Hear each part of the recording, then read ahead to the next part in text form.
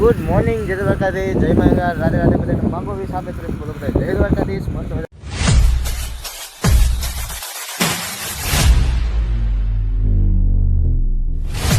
શુભ સવાર થઈ ગઈ છે. આજે જવાનું છે ભાઈની જાન લઈને જવાનું કંડિયાવાળી ઈચ્છાની ગાડીમાં. અત્યારે આવી છીએ અમે ગાડી લઈને. તો ચાલો હવે હે ને તમને રસ્તામાં મળે તો ગેસ કન્ટિન્યુ બની રહીજો. ઓકે.